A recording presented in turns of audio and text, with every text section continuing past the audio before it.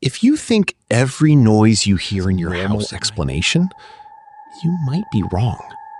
Because sometimes there's more than just pipes or mice hiding behind the walls. Sometimes it could be a person. My name is Ethan Walker. I'm 27 years old, and I live in Ohio. This happened in October 2024. I had recently moved in a house. The house was cheap, spacious, and seemed perfect in every way. For the first few days, everything was normal. But one night, at around 2 a.m., I heard 3 knocks coming from the other side of my bedroom wall. Knock, knock, knock. And in that moment, my life changed. I suddenly sat up in bed. For a few seconds, the room was completely silent. I thought maybe I had been dreaming. But then I heard the sound again. Knock, knock, knock. This time it was clear. The wall the sound was coming from was an exterior wall of the house. There wasn't a room on the other side. No one should have been there. I looked out the window. I couldn't see anything. The next morning, I inspected the entire wall. Everything seemed normal. No cracks, no marks, nothing unusual. I convinced myself that it was probably just maybe the wood was expanding and contracting. But over the next few days, the strange incidents started happening more often.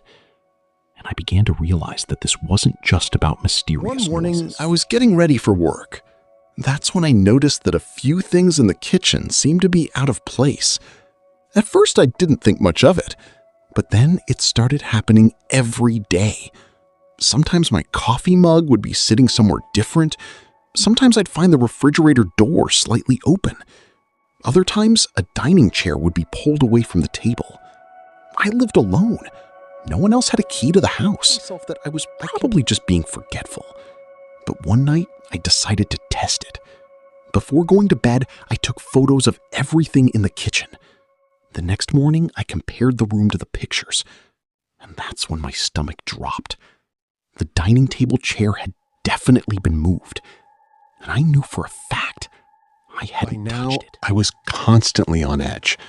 I decided to install 2 small security cameras inside the house, one in the living room and another in the kitchen. That night, I barely slept. The moment I woke up the next morning, I checked the recordings. At first, everything looked normal. But at 3:17 a.m., I saw something on the kitchen camera. In the corner of the frame, a hand slowly emerged from the darkness. Nothing else.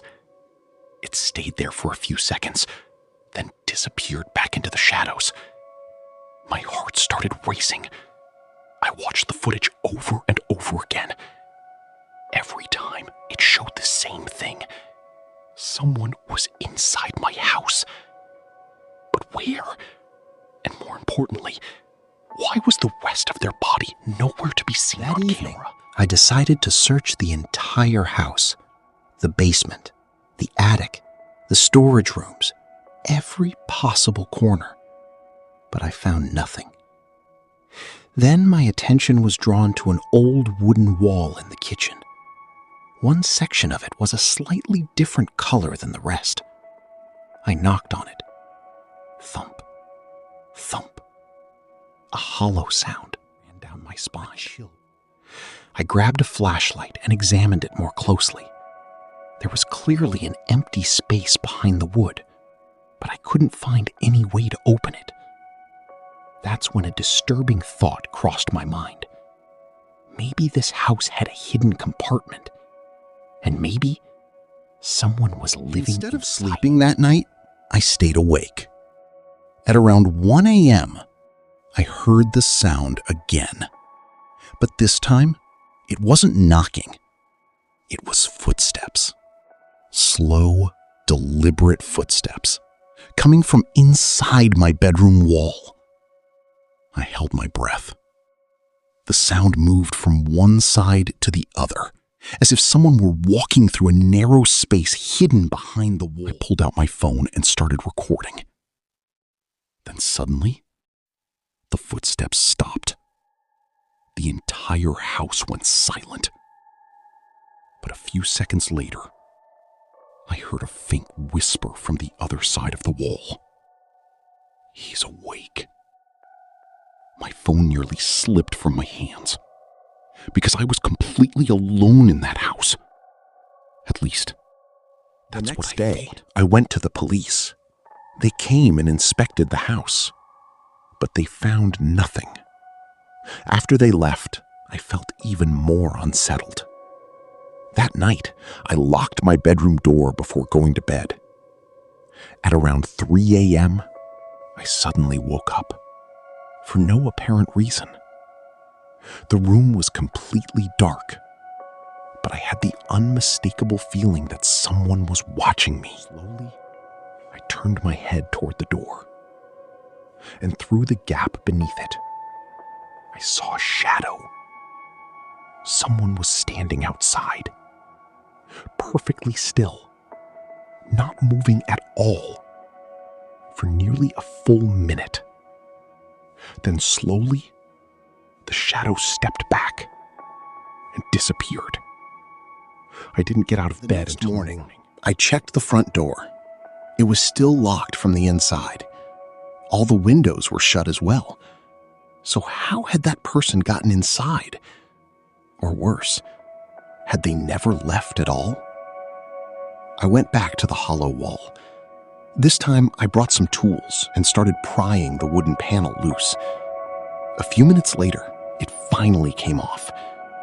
Behind it was a narrow passageway, wide enough for crouching. My heart began pounding. I grabbed a flashlight and climbed inside. A few feet ahead, I saw a mattress. Someone had been living there. And judging by what I saw, they had been living there for a long time. Scattered around the mattress were food wrappers. There were water bottles, batteries, and an old notebook. I opened it. The first few pages were blank. Then, suddenly, I saw my name, Ethan Walker. The pages that followed contained detailed notes about my daily routine. What time I woke up, when I came home, even the exact coffee I drank every morning. Months of information had been recorded there. My hands started trembling because it could only mean one thing. Someone had been living inside the same house with me for a very long time, watching me, learning everything about me, and somehow I had never realized. I immediately started heading out, but then I heard a faint sound behind me.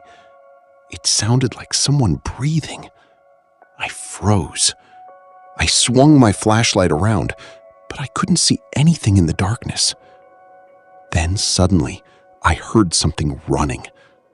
I rushed out of the passage and made it to the front of the house. Then I called the police. This time, several officers arrived. They searched the entire hidden passageway, but no one was found. It was as if the man had vanished inside the walls. However, the officers did find a few things, and those discoveries made the whole incident even more terrifying. The police found dozens of photographs hidden there. Photos of me, sleeping, watching TV, cooking in the kitchen. Some of the pictures had been taken from so close that they sent a chill down my spine. One of the officers asked if I knew anyone who might have done something like this. I said no. Then they pulled up the old record. That's when they discovered that the previous 3 owners had all moved out suddenly. None of them had ever explained why. But by then, I was starting to suspect that the same thing had happened to them. And maybe I wasn't the first. 2 days later, I checked into a hotel. I thought the nightmare was finally over. But on the 3rd night, I received a text message from an unknown number. There was only one photo attached. It showed me sleeping in my hotel room, And the picture had been taken that very night. A wave of cold terror rushed through my body. Someone had found me again. I immediately contacted the police, but the number turned out to be fake. They couldn't trace it to anyone. Now I couldn't understand how that man was still watching me. And even more disturbing, what did he actually Later, the police found another lead. Behind the house, deep inside the forest, there was a small cabin. Inside, they found old belongings scattered everywhere. But the man was not there. What they did find was a camera, and inside its memory card, hundreds of photos. Not just of me, of many different people. Some of the images were years old. He'd been following people for a very long time, watching them, studying them, writing about them, and then disappearing without a trace. But there wasn't a single clear photo of him anywhere, as if he had always made sure to erase himself from existence, like he never wanted to be seen. The investigation went on for months. Even the FBI got involved. But the man was never identified.